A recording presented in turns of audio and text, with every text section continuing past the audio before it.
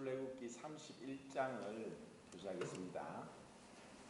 31장은 이제 18절까지 있는데 성막 건축과 안식일에 대한 영적인 의미라는 제목으로 교제를 하겠습니다.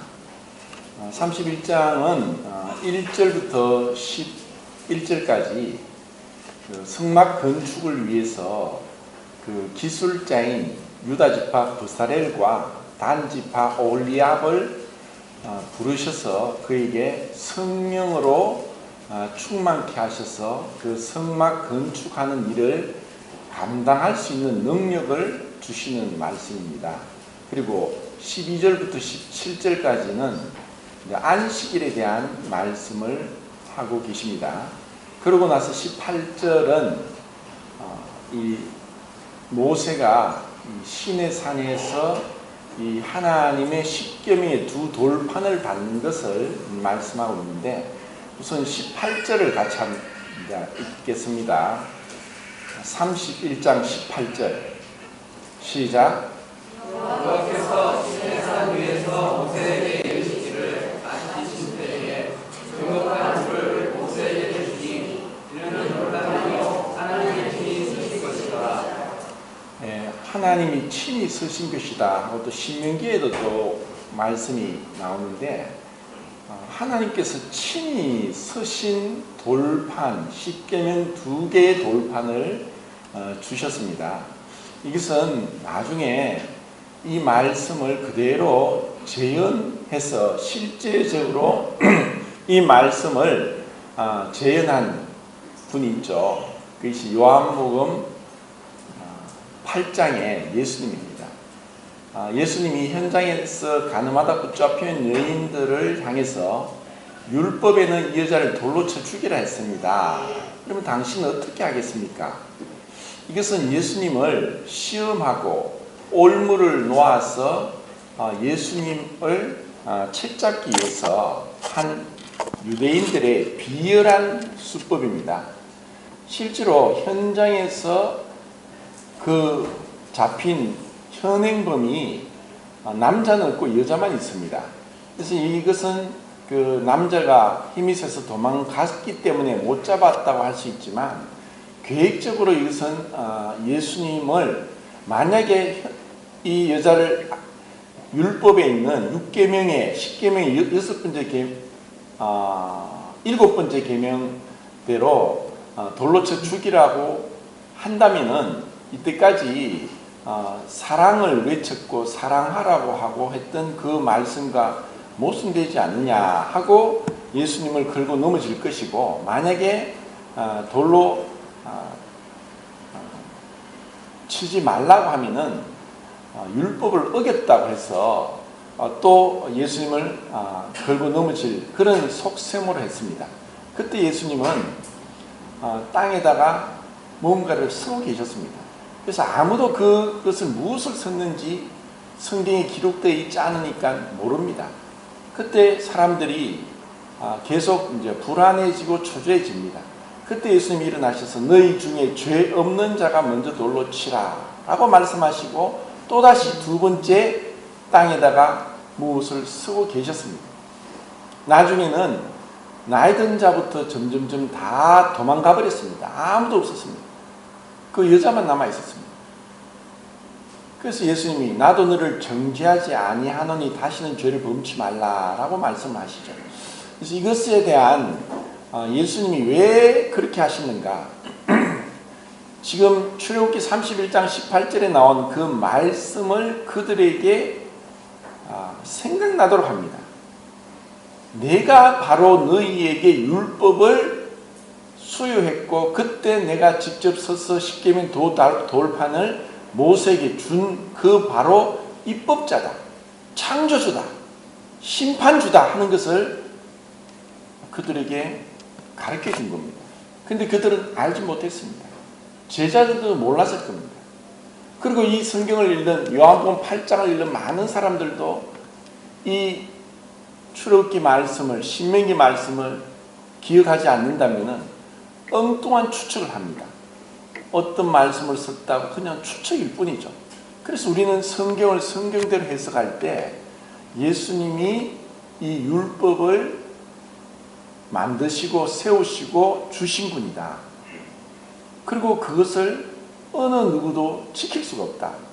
로마서 3장 20절과 갈라디아서 2장 16절에 어떤 육체도 율법으로 어렵다 함을 육체가 없다 는 말씀을 하시기 때문에 우리 인간으로서는 불가능합니다. 인간이 세운 법도 지키지 못하는데 어떻게 하나님이 세운 법을 지키겠습니까? 자, 그 앞에 출애굽기 24장을 보겠습니다. 24장 12절.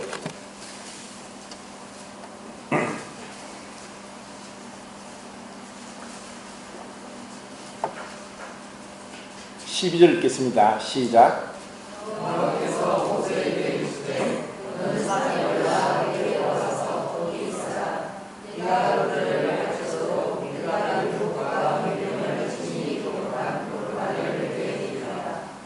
(18절) 읽겠습니다. 시작.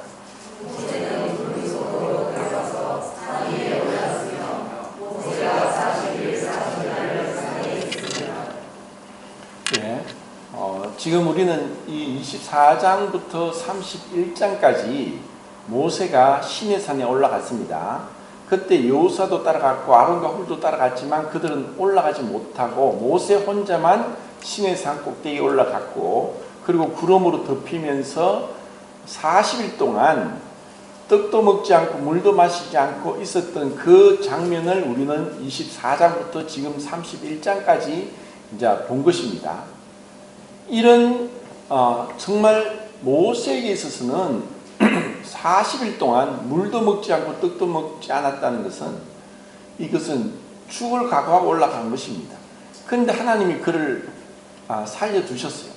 그리고 하나님을 만나서 그 하늘의 성전의 모형을 보여주시고 그 본대로 이 땅의 성막을 짓도록 하셨습니다.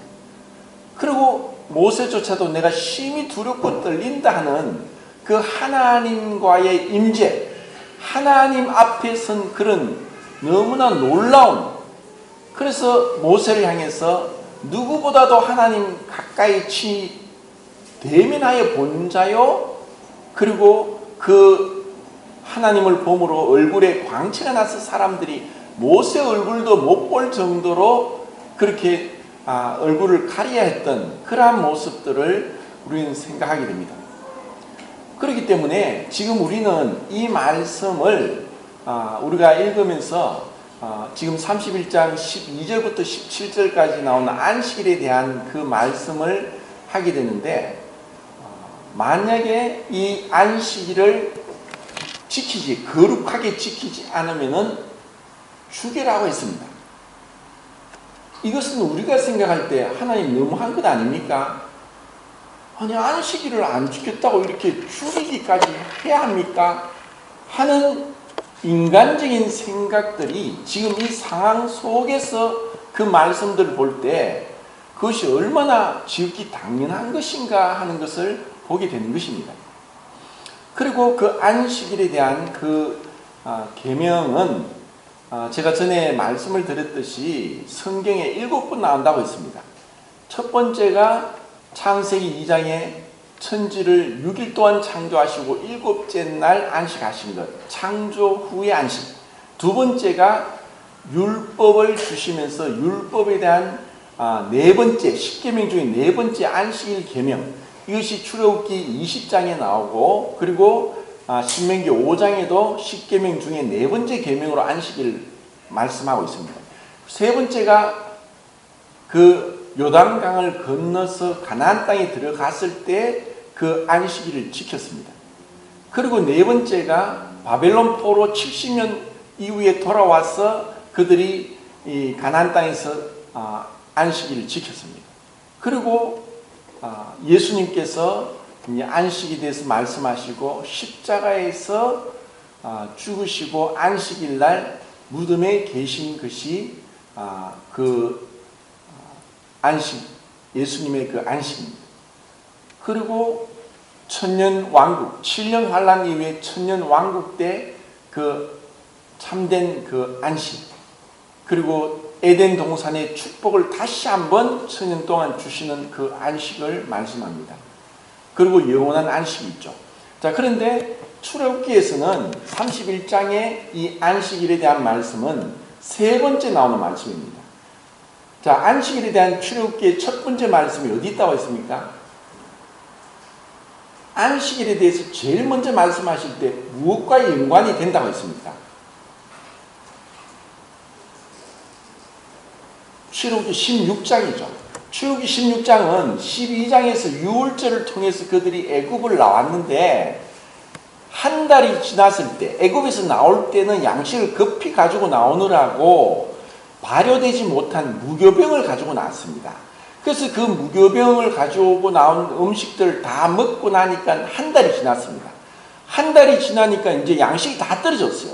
그들은 광야에서 먹을 게 없으니까 이제 또 모세를 향해서 그 전에 바로 홍해가 갈라지는 것, 10가지 재앙을 통해 10번째 유월절을 통해서 애굽이 완전히 모든 전 애굽의 그 곡성이 들리면서 초상집이 난 그 가운데서 그들은 안전하게 하나님이 지켜 보호해 주셨는데 그걸 다 잊어버렸습니다.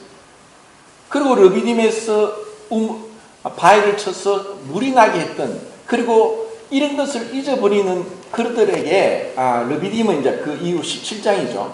그래서 16장에서 그들에게 하늘에서 만나가 떨어지게 하면서 그때 말씀이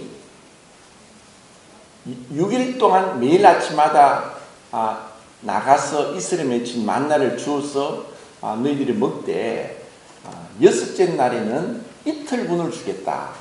그래서 7째 날 안식일 날 만나를 주러 나가지 마라. 근데 그들이 그 말씀을 어기고 7째 날 또 만나를 주러 나갑니다. 분명히 6일째 이틀분을 주셨는데도 또 나가는 거예요. 그게 무엇입니까? 욕심입니다. 또 무엇입니까? 불신입니다. 너희들이 언제까지 내 말을 듣지 않겠느냐? 하나님 말씀은 명령입니다. 그래서 그것을 듣지 않을 때 하나님의 거룩함에 대한 우리의 반역이고 불신이고 불법입니다. 이것이 첫 번째 안식일 말씀이고 20장에서 또 십계명을 말씀하실 때 안식일에 대한 말씀합니다. 그때는 천지를 창조하시고 7째 날 쉬셨기 때문에 너희들이 안식하라 라고 말씀했습니다. 그리고 40년 뒤에 모압 평지에서 두 번째 십계명을 주시는 신명기 5장에서는 너희들 애굽 땅 종되었던 것에서 하나님의 능력과 크신 팔과 그 권능으로 너희들을 구원하여 내신 것을 기억하고 너희들이 안식하라고 했습니다. 그래서 그 안식은 두 가지입니다.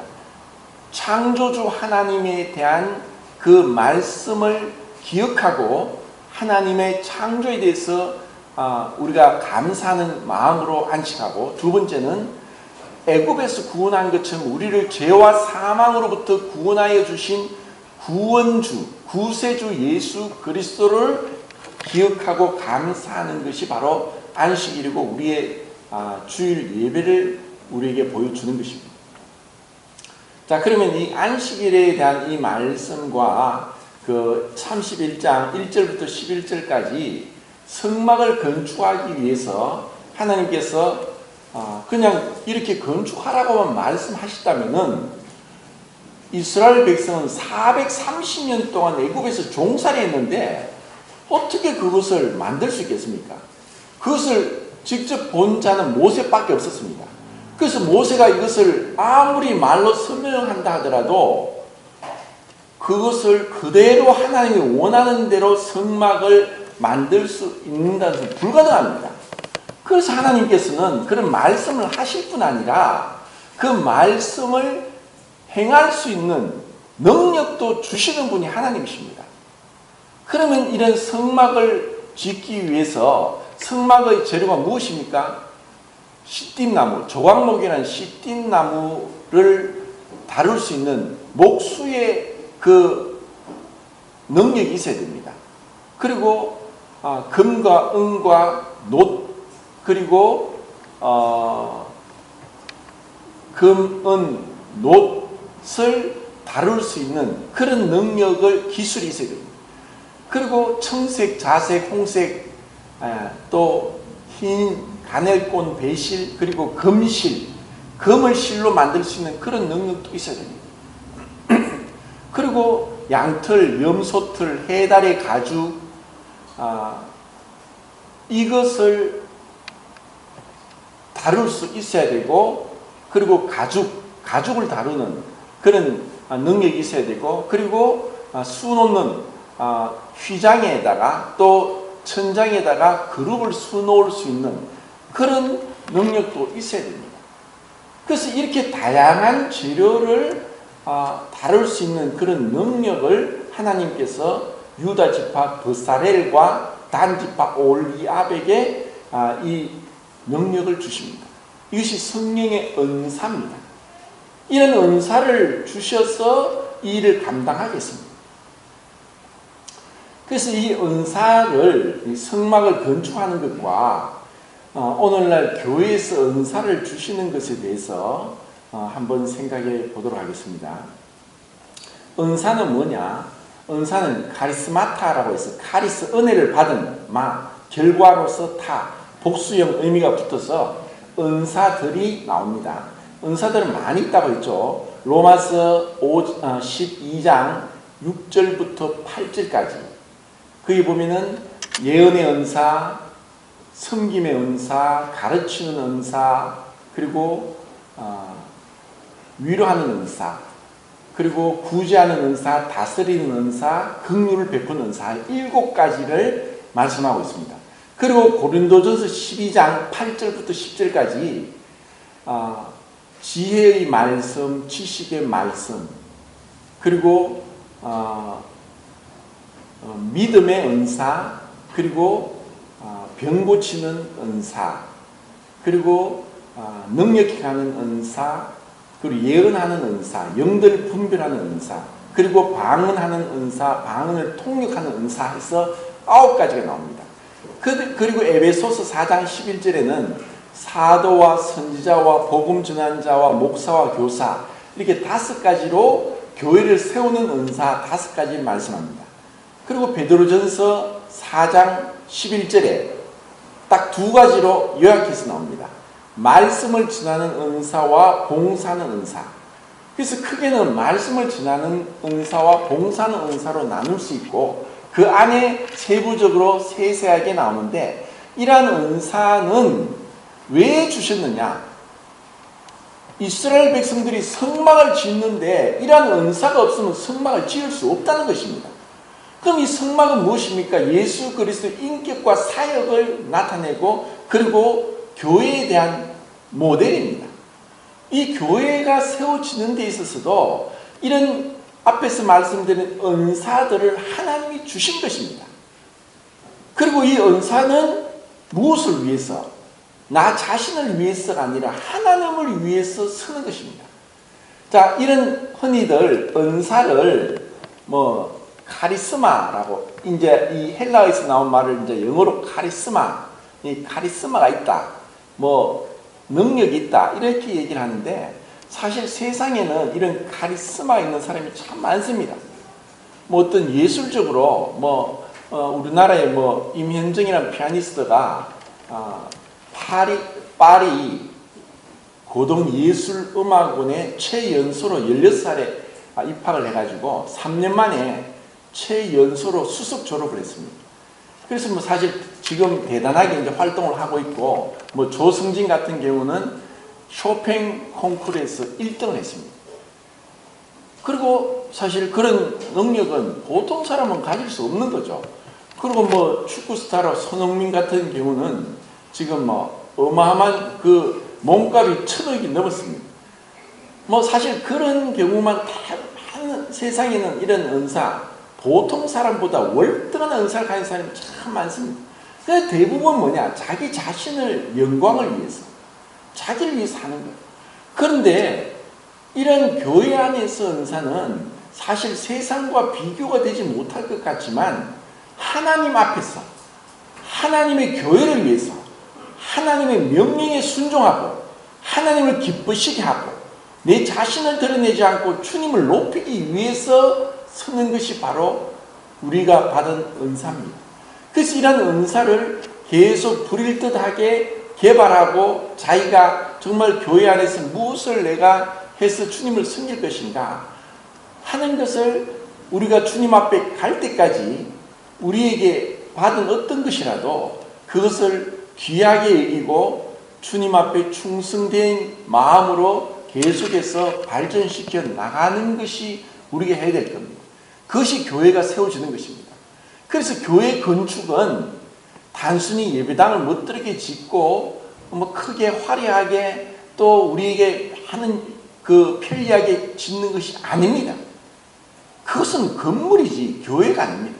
교회는 우리 성도들이 각자 받은 은사를 정말 귀하게 여기고 무언가라도 작은 것 같지만 이것이 나 자신을 위한 것이 아니라 주님의 몸된 교회를 위해서 성도들을 섬기기 위해서.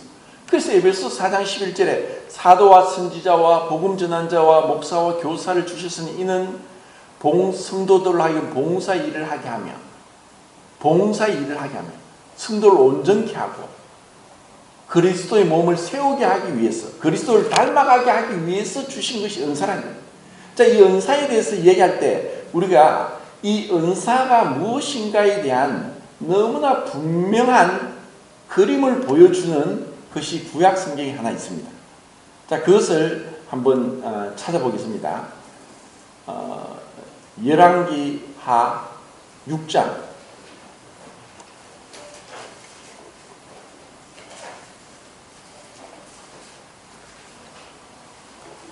1절부터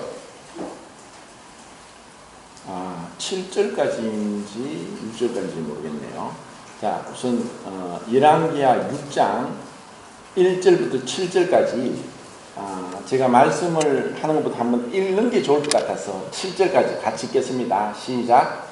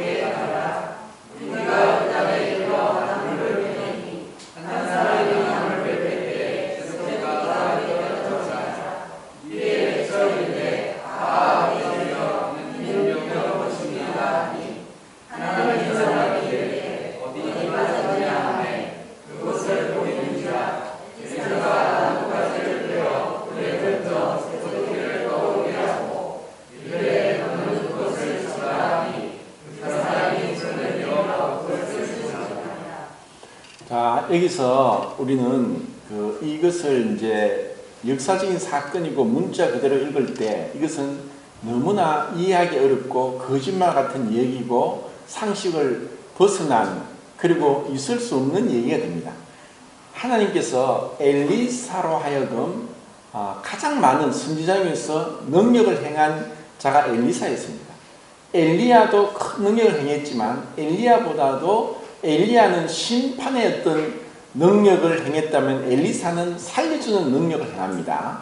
마치 이제 엘리야가 새 요한과 같이 회개를 외쳤다면 엘리사는 큰 구원의 병 고치는 그리고 이런 능력을 행하는 은사를 하는데 이런 엘리사를 바라보고 많은 유대 사람 청년들이 엘리사의 능력과 영성과 그런 주님 가까이 가는 닮은 모습을 배우기 위해서 그들이 모여들었고 모이다 보니까 거처할 곳이 없어서 그 선지자 학교를 짓겠다 했습니다. 그런데 그들은 정말 가난하고 아무것도 없었기 때문에 도끼를 빌어와서 나무를 패는 일을 했는데 나무를 패다가 도끼 날이 물에 빠졌습니다. 그러자 이 도끼날 나는 도끼를 빌려온 것인데 어떡합니까? 그때 엘리사가 그것을 듣고 나뭇가지를 베어서 나무를 물에 던졌는데 그 새로 만든 도끼날이 떠올랐습니다. 이것은 거짓말 같은 얘기고 이것을 만약에 문자거들을 하면 야 이거는 말도 안 되는 거다. 이것은 불가능하다. 이렇게 얘기하지만 이것을 영적으로 이 은사에 대해서 해석할 때 너무나 분명하고 명확해집니다. 왜냐하면 이 도끼날이 없으면 집을 지을 수가 없습니다. 그래서 그 도끼를 빌려온 것입니다. 은사도 우리 것이 아닙니다. 하나님이 주신 겁니다. 세상에 은사가 많은 사람들은 그것이 자기 것이라고 생각합니다. 자기가 천부적인 것을 물려받았고 또 자기가 피나는 노력을 해서 그런 높은 경지에 올라가서 사람들로부터 추앙을 받고 그리고 영광을 받고 있습니다. 그래서 그것은 자기를 위한 것입니다. 그런데 이 은사는 우리에게 교회 안에서의 은사는 내가 이것을 자랑하고 다른 사람들부터 높아지고 구별되고 다른 사람들부터 대접받고 추앙받기 위한 것이 아니란 것입니다. 왜냐? 빌려왔으니까. 그리고 그 새로 만든 도끼가 물에 빠졌는데 어떻게 나뭇가지를 베었는데 그 나뭇가지를 던져서 그 도끼날을 떠오르게 합니까? 말도 안 되는 겁니다. 그래서 여기서 보여주는 것은 우리의 어떤 천부적인 능력, 그 구원받기 전에 우리가 가지고 있던 그런 능력도 십자가를 통해서 거쳐 나오지 않으면은 하나님 앞에 쓰일 수 없다는 것입니다. 그래서 세상에는 아무리 어떤 능력이 있다 하더라도 교회 안에서 똑같이 대우를 받는 것은 교회가 세속화되고 타락된 지름길입니다. 세상에서 능력이 있더라도 그들이 그리스도에게 붙잡힌 바 되고 그리스도의 사랑에 감동이 되고 그 그리스도께 굴복하여서 주님을 위해서 주님의 영광을 위해서 주님을 높이기 위해서 그 은사가 사용되지 않으면은 오히려 그것은 교회의 독이 될 수 있습니다.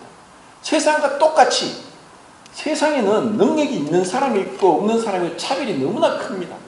그러면 세상에서도 능력이 있고 돈 잘 벌고 지식이 많고 지위와 명예와 권력이 있는 사람들이 교회에서도 똑같이 그렇게 행사하면 교회가 세속화되고 세상적으로 흘러가고 인본주의가 되는 것입니다. 그래서 교회에서는 그런 것이 아니라 어떻게 보면은 정말 어떤 이 십자가를 거쳐서 이것은 나에게 돌아갈 영광이 아닙니다. 주님만이 받으셔야 됩니다. 그리고 내가 하는 것은 다만 나는 무익한 종일 뿐입니다. 누가 알아주든 몰라주든 그것이 중요한 게 아니란 것입니다. 정말 내가 주님을 사랑함으로 주님 앞에 섬기고자 하는 마음이 이 은사로서 교회에 뭐라도 하나 내가 하고 싶은 마음이 일어나는 것이 그것이 올바른 것이고 그것을 통해서 교회가 세워지는 것입니다. 아이고 내가 뭐 교회에서 뭘 할 수 있냐. 나는 돈도 없고 뭐 배운 것도 없고 나이도 많고 내가 뭘 하겠냐. 그럴지라도 주님의 사랑이 감동되고 주님 그 십자가만 생각하면 눈물이 나고 그렇게 된다면은 우리가 교회에서 기도하고 주님 앞에 엎드려지고 이 주님의 몸된 교회를 위해서 내가 참석하는 것만 하더라도 모이기를 힘쓰고 또 성도들 생각하면서 함께 그 자리에 있으면서 성도들 마음에 근심이 되지 않게 하는 것만이라도 그것이 귀한 것이라는 것입니다. 그래서 교회에서는 누구나 이 은사가 우리를 세상처럼 자기를 높이고 자랑하고 영광받기 위한 것이 아니고 주님을 위한 것입니다. 사실 우리가 주님 하는 것은 이제는 내가 주인이 아니라 예수님이 나의 주인이라는 것을 고백하는 것입니다. 예수님이 나의 주인이라는 것은 나를 죄에서 지옥에서 건져내신 구원주로서만 아니라 나의 생명의 주인이라는 것입니다. 그럼 나의 생명의 주인이면 나의 은사, 나의 재물, 나의 시간, 나의 젊음 이 모든 것도 주님의 것입니다. 그래서 주님을 위해서 쓰는 것입니다. 정말 우리에게 어떤 의미에서는 직장도 있고 가정도 있고 하지만 교회를 더 소중히 여기고 주님을 생각함으로 주님을 우선시하지 않는다면 우리는 주님 앞에 합당치 않은 제자가 됩니다. 나보다 너희 부모나 자식이나 자신의 생명을 더 사랑하는 자는 내게 합당치 않다. 자기를 부인하고 자기 십자가를 지고 나를 따르라. 그래서 우리는 모든 게 주님 내 것이 없구나. 내 것이 아니구나. 빌려온 것이구나. 내 생명조차도, 내 어떤 능력조차도. 그러면 내가 주님을 위해서 써야 되겠다 하는 그런 마음가짐이 우리에게 필요하다는 것입니다. 그러면은 교회가 사실 왜 점점 지금 타락되고 있느냐? 성경에도 없는 성직자 평신도라는 것을 만들어서 구분해 놨습니다. 그러면 성직자가 아니면 평신도는 주님을 섬기는 게 파트타임으로, 아르바이트로 섬기는 겁니까? 어떻게 주님을 파트타임으로, 아르바이트로 섬길 수 있습니까? 우선적으로 우리는 주님을 섬기는 게 우선입니다. 왜냐하면 주님이 나의 생명을 붙잡아 주지 않으면 내가 가지고 있는 것 한순간에 날아갑니다.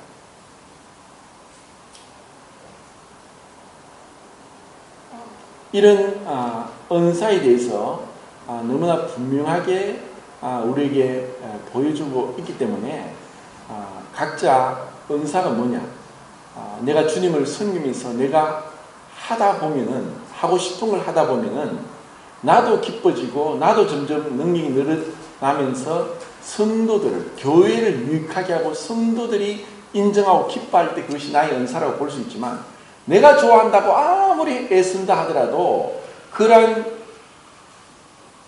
것이 성도들의 유익이 되지 않고 교회의 덕이 되지 않는다면, 성도들의 기쁨이 되지 않는다면 내려놓는 것이, 그것이 합당합니다.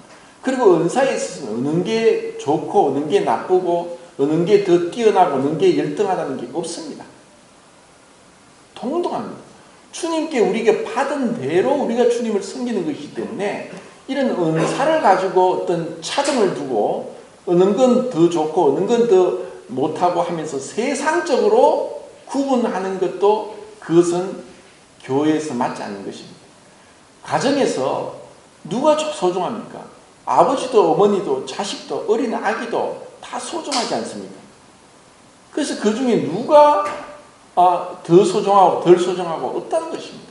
그래서 교회 안에서도 우리가 세상적인 기준으로 사람들을 차별하고 조금이라도 내 마음에서 누구는 좀 사람을마다 대하는 태도가 다르고 보는 그 기준이 다르다면 그것도 야고보서 말씀대로 주님 앞에 책망받을 것입니다. 그러면서 이 은사에 대한 말씀과 그리고 이 안식일에 대한 말씀을 같이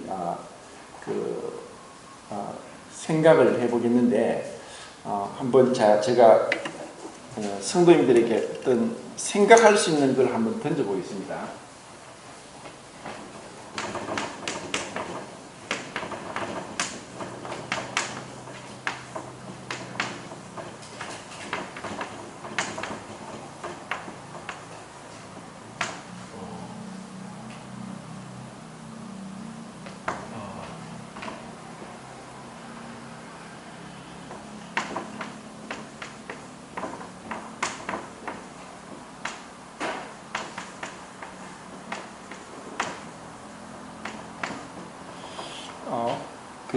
몇 가지로 이제 이성과 감성, 형식과 내용, 그리고 공의와 사랑, 진리와 은혜, 또 아니면 전통과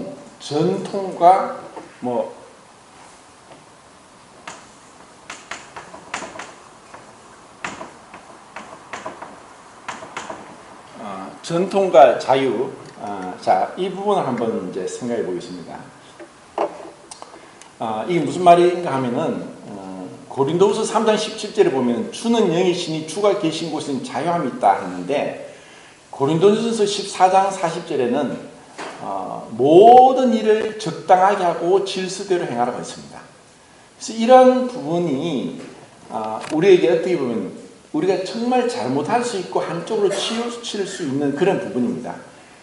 지난 수요일 날 우리 김기수 형제님이 이제 수요 집회 말씀을 교제하면서 이제 자매님들의 너울에 대해서 말씀을 했는데, 자, 이것과도 또 연관이 될 수 있고 안식일과도 연관이 될 수 있는데, 자, 그 성경에 우리가 말씀을 잘 분별하면은 자매님들이 너울을 서는 것이 분명한, 이것이 고린도 교회에 국한된 말씀이 아니라 이 모든 신약과 구약 성경에 비춰볼 때 이것이 하나님의 뜻이고 교회의 질서라는 것을 분명히 알 수가 있습니다.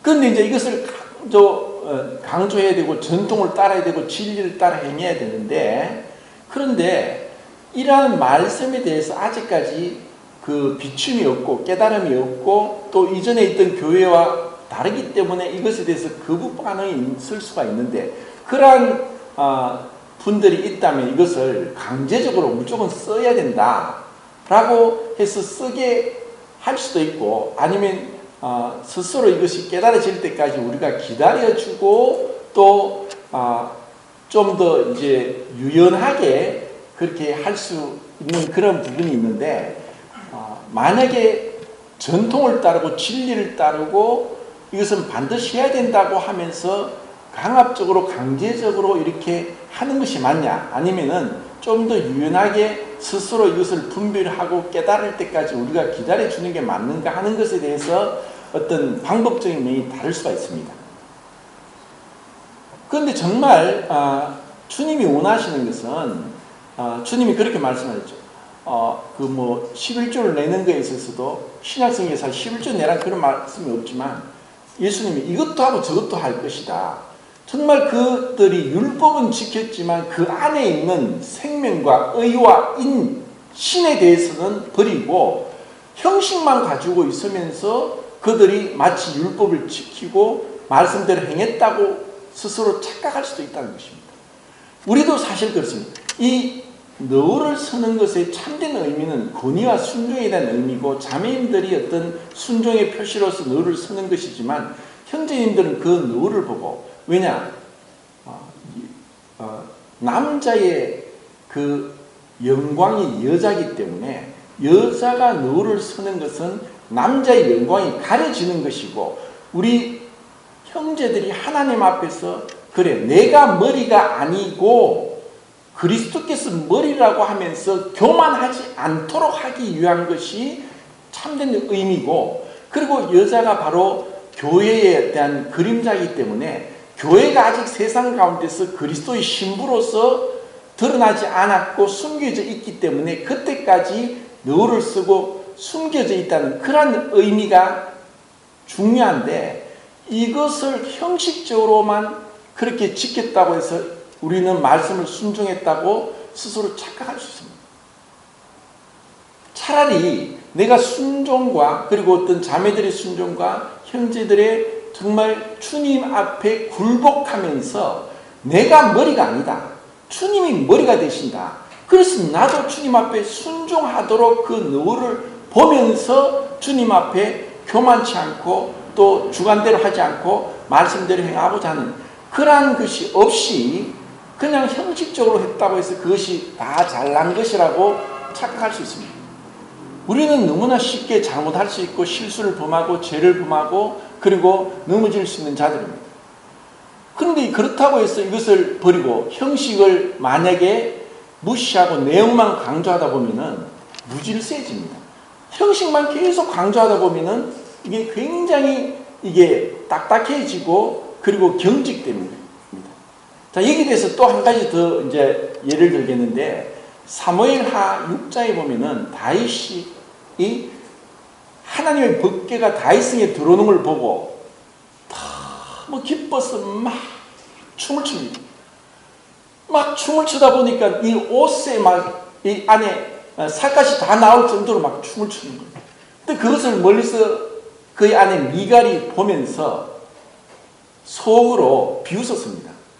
어떻게 왕이 저래 채통머리가 없이 그 시녀들 종이 있는 앞에서 왕의 체면을 안 지키고 왕의 위엄을 안 지키고 저렇게 춤을 추면서 맨살이 다 나오도록 저렇게 생각 없이 행동하느냐고 비웃었습니다.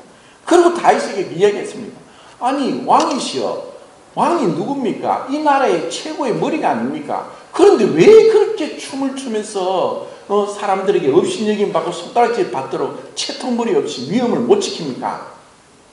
그 다시 뭐라고 했습니까? 사무엘하 6장 16절부터 20절까지 나옵니다. 내가 사람들에게 낮아져도 내 마음이 하나님을 인해서 기뻐하고 그 기쁨을 내가 표현했는데 그런 거 상관하지 않는다. 오히려 그것이 오히려 하나님 앞에 나는 더 떳떳하게 내 기쁨을 표현해서 내가 얼마나 낮아지더라도 주님 앞에 주님을 높이고 기쁨을 표현할 수 있으면 그라도 더 하겠다 라는 그런 답변을 합니다. 자, 그러면 우리는 만약에 우리가 지금 어떻게 보면 우리는 질서 필요하고 형식도 필요하고 그런 게 필요한데 우리가 예배를 드리다가 갑자기 이 감정이 복받쳐서 이게 도저히 주체가 안 돼서 그냥 나와서 막 춤을 춥니다.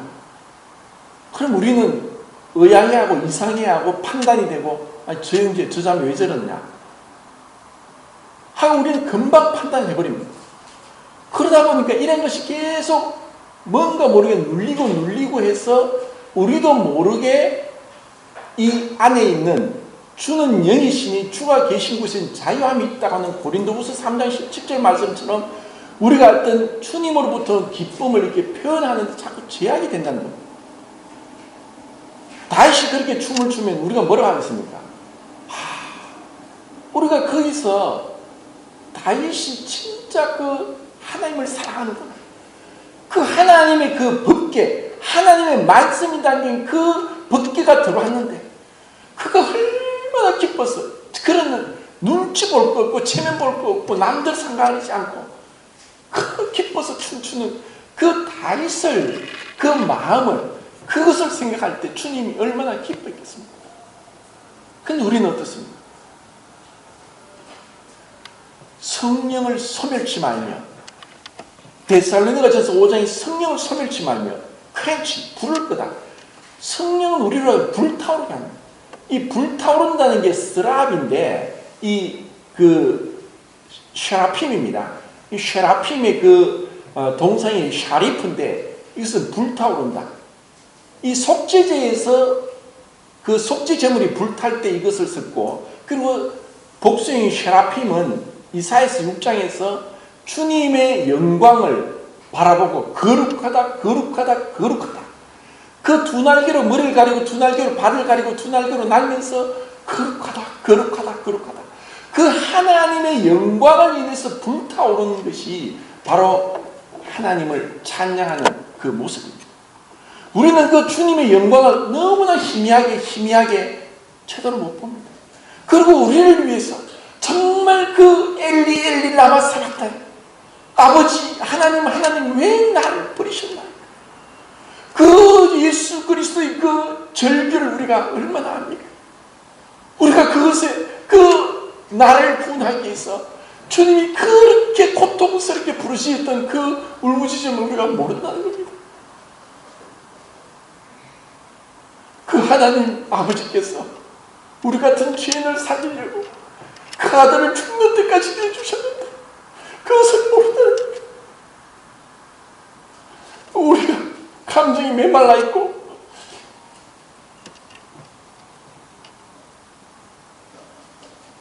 그 주님의 사랑에 우리가 완전히 몰입되지 못하니까 딴 생각도 하나 이 말도 하나 저 말도 하나 정말 잠잠하게 기다리고 주님 앞에 있는 것이 좋습니다. 시간이 얼마나 가다 사도 바울이 복음을 전하고 말씀을 가르칩니다. 시간이 시기도 없고 1시간, 2시간, 3시간이 지나니까 끝날 줄 모르는 거예요. 그러니까 그 유두고가 창문에 걸터 앉아 2층인가 3층인가 걸터 앉아 있다가 졸다가 떨어져서 죽었습니다. 사도 바울 형제님 도대체 지금 뭐 하는 겁니까? 시간을 지켜야죠. 시간을 안 지키고 지금 이렇게 시간을 오래 가지고 사람이 죽었잖아요. 왜 시간을 안 지킵니까? 우리가 그렇게 이해하는 거죠. 시간이 1시간 지났는데 왜 끝이 안 나냐고, 말씀이 왜 저렇게 기냐고.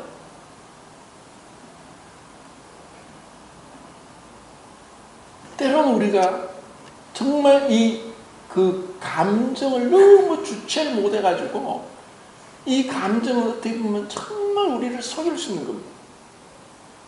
정말 성령에 의해서 우리가 다스림 받고 지배를 받으면서 그 은혜가 충만할 때 이것은 무질서하지 않고 너무 과하지 않고 정말 이 고린도전서 14장 40절 말씀처럼 모든 일을 적당하게 질서 있게 하면서 정말 유익하게, 그리고 정말 그 형편에 맞게 우리에게 성령이 우리를 운행하고 다스리다.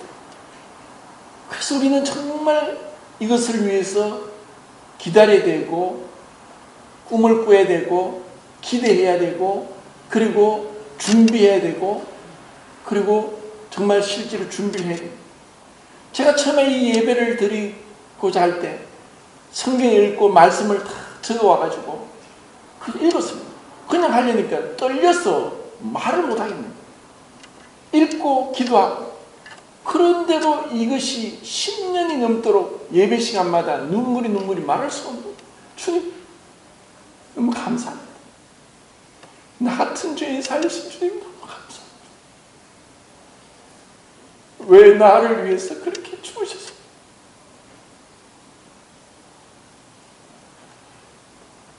그것을 우리가 이제 잃어버리고 준비하지 않고 기대하지 않고 주님은 뜻과 잔을 향해서 지금도 우리를 섬깁니다.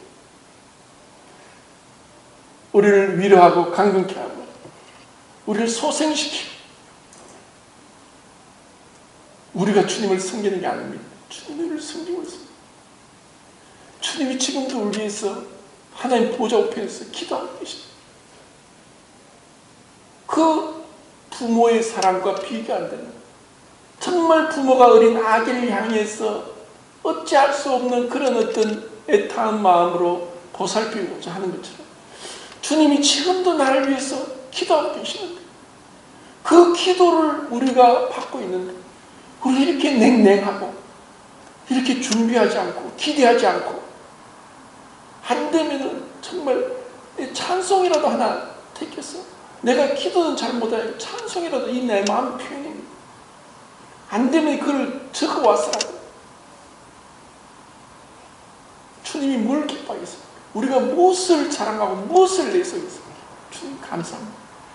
우리에게 참된 부흥, 참된 그 교회 건축, 그것은 어떻게 보면 인간적인 기준에서 수가 많아지고 예배당이 화려하게 지어지고 아니라 우리 각자가 그리스도로 인해서 충만해지고, 그리고 정말 우리에게 받은 만큼 주님께 드리고 주님께 감사하고, 각자가 정말 주님의 사랑에 꿈틀거리면서 주님 앞에 나아가는 거예요. 주님이 그걸 기뻐하는 거예요. 그것이 우리의 회복입니다. 그리고 정말 우리에게 중요한 거예요. 제가 호주 선교 갔다가 중국 선교로 갔던 윤치영 선교사님 간증을 들으면서 많은 감동을 받았습니다. 그분이 그런 얘기를 해요. 선교사가 두 종류가 있습니다. 한 사람은 하나님의 아들로서 선교사 일을 하는 사람이 있고, 또 한 사람은 하나님의 종으로서 선교사 일을 하는 사람이 있습니다. 그래서 하나님의 아들의 마음을 가지고 선교하는 선교사님들은 그 타지에서 문화와 기후와 언어와 이 민족이 다른 그들과 다른 선교사들과 협동을 합니다. 함께 협동을 해서 어떤 선교 일을 감당하는데, 하나님이 종의 마음을 가진 선교사들은 자기 선교밖에 모르고 다른 선교에 대해서는 관심이 없고 그냥 자기가 하는 그 선교만 한다는 거예요. 그런데 선교사가 나가보면은 혼자서는 절대로 할 수 없는 거예요. 함께 협동을 해야 되고 힘을 합쳐서 연합해야지, 그래야지 그 어려운 선교를 감당할 수 있는데, 그 종의 마음을 가진 자는 자기밖에 모르는 거예요. 그리고 하나님의 아들의 마음을 가진 선교사들은 어떤 보상을 바라보고 하지 않고 그 아버지 마음을 알고 아버지 뜻을 순종하는 것이 기뻐서 하기 때문에 보수가 제대로 나오지 않고, 뭐 선교 끝나고 나서 퇴직금이 있다든지 연금이 있다든지 그런 거 상관하지 않고 선교를 하는데, 종의 마음을 가진 선교사들은 계산을 한다는 거예요. 하나님, 내가 이렇게 했으니까 내 노후도 보상해 주시고 자녀 교육도 책임져 주시고, 그리고 이렇게 조건적으로 계산한다는 거예요. 그것을 들으면서, 그렇지, 선교사만 그런 게 아니라, 그러면 나는 지금 우리는 어떤 마음으로 섬기고 있느냐? 이것이 나의 일이냐? 이것은 주님의 일이지 않느냐? 나만 하나님의 자녀냐? 우리가 다 하나님의 자녀가 아닌가? 하나님의 자녀는 10손가락 물어도 아프지 않은 손가락이 없다고 하는 것처럼 아버지에게는 다 우리는 소중한 자녀들입니다. 그 아버지의 사랑과 그리스도의 그 은혜가 우리에게 다 임했기 때문에 이 자리에 있고 함께 성도로서 한 몸의 지체로 섬기는 것입니다. 우리는 그렇게 귀중한 자들입니다. 그래서 우리는 혼자서 하는 게 아니라 연합하는 것입니다. 혼자서 힘들지만 연합하면 놀라운 시너지 효과가 있고 힘이 나는 것입니다. 교회는 연합할 때, 빌라델비아의 교회가 네가 적은 능력을 가지고 내게 충성하였도다. 아무리 많아도 기드온을 부르실 때 뭐 10,000명이면 20,000명을 물리치고 300명을 사용했습니다. 하나님 앞에 수가 중요한 게 아닙니다.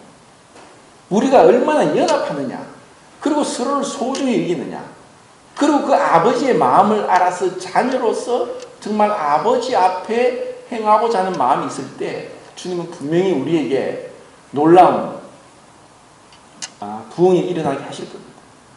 먼저는 우리가 내 개인적인 삶에서 예배를 준비하고 나와야 되는 겁니다. 그리고 그 앞에 기대하는 마음으로, 설레는 마음으로, 그리고 내 이 강팍하고 이 무딘 감정이 녹아지고 눈물이 있게 하시고 그 주님의 그 십자가의 사랑, 그 첫사랑을 다시 회복시켜 달라고 하고, 그리고 그 앞에서 정말 주님 앞에 뜨거운 감사로서 주님이 연락하시는 그 예배가 드려지도록 그렇게 우리가 이것을 준비해야 됩니다. 그것은, 이 예배는 우리가 일주일 동안 살아왔던 삶의 그 표현입니다. 내가 일주일 동안 마음대로 말씀이 없다가 그렇게 이제 와서 갑자기 예배를 드린다고 되겠습니까? 제가 보니까 지금 우리나라 뭐 한류가 뜬다고 해서 코리아 웨이브 큐브에 난리가 나는데, 뭐 BTS 노래가 어떤 미국 연극을 가리키는, 무용을 가리키는 교사가 그 BTS 노래를 듣다가 밤새도록 잠을 안 자고 또 보고 새벽이 돼가지고 그 영상을 찍어서 올렸습니다. 내가 이걸 한번 보고 자려고 했는데 또 보고 밤새웠다. 내가 미쳤는가 보다. 내가 왜 이런가 보다. 막 울면서. 그러니까 댓글이 달리면서, 그래, 이제 아미가 된 것을 축하한다. 원래 그런 거야. 그게 일주일, 2주일, 한 달, 2달도 갈 수 있어. 세상이 미쳐서 그렇게 날뛰는. 그리고 외국인들이 좋아하는 K-드라마 1위부터 10위까지 쭉 나오는데 제가 그걸 보고 아는 게 하나도 없어요. 와, 내보다도 외국인들이 K-드라마를 더 많이 알고 보는구나. 그들은 그 세상에 빠져 있습니다. 우리는 그 세상과 싸우고 있고 세상의 풍조를 따르지 않고 자기 마음을 지켜서 그렇게 주님 앞에 몰입되기 위해서는 우리에게 말씀이 있어야 되고 그 말씀을 묵상하고 기도해야 됩니다. 우리에게 찬송이 있어야 됩니다. 안 그러면은 그 세상 것이 가득한 게 어떻게 주님 앞에 그 주님의 영광스러운 임재를 갈망하면서 주님을 위해 예배드릴 수 있겠습니까? 불가능한 것입니다. 내 입에서 마음에 가득한 것이 입으로 나옵니다. 무슨 말이 나옵니까? 무슨 뭐 드라마 얘기하고 뭐 세상 뭐 얘기하고 노래 얘기하면 쉴 새 없이 나오지만 이 말씀에 대해서는 모르는 거예요. 안 읽으니까.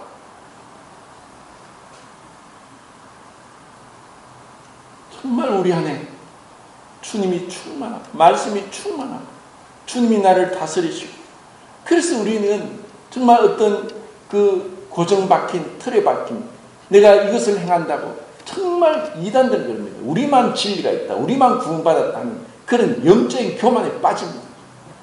진정으로 주님 가까이 나갈수록 바울과 같이 모든 성도 중에 지극히 작은 자보다 더 작은 자가 나다. 바울이 그 고백을 하는 거예요. 내만 잘생기냐? 합니다. 우리가 다른 사람을 봤습니까? 관찰했습니까? 조사했습니까? 그럼 내가 있는 만큼 여기에서 다른 사람과 비교하지 않고 주님 앞에 내 자신을 보면서 철저히 낮아지고 깨어지고 부서지고 자기가 부인될 때, 그때 주님이 높아집니다. 그때 주님이 받으실 만한 합당한 영광, 예배를 우리가 드릴 수 있다는 것입니다. 그래서 이 안식일에 대한 이 진정한 의미는 예수 그리스도의 십자가에서 죽으시고 무덤에까지 내려가신 겁니다.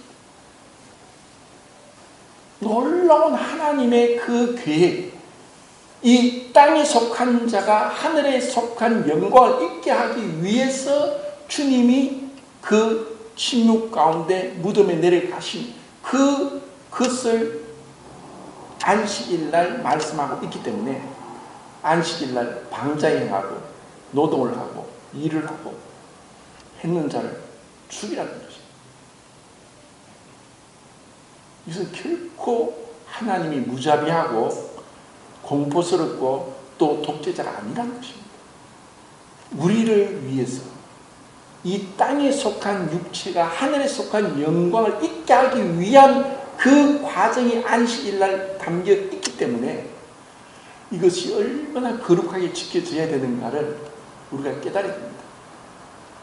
아도핑크가 이야기했습니다. 복음은 인간의 육적인 마음이 받아들이기에는 너무나 영적이고 그의 교만을 끊기에는 너무 겸손하며 그의 저항하는 의지가 굴복하기에는 너무 강요적이고 그의 어두운 지각이 이해하기에는 너무나 숭고하고 그의 땅에 속한 욕망이 좋아하기에는 너무나 거룩하다. 육적인 마음, 교만, 저항하는 의지, 어두운 지각, 땅에 속한 욕망, 이것이 깨어지고 부서지고 불태워지고 부인될 때 그때 그 영광이 드러납니다. 그 주님의 아름다우심, 주님의 영광, 영화로우심을 바라보고 우리는 찬송하게 되고 감사하게 되고 기뻐 뛰놀 수 있다는 것입니다.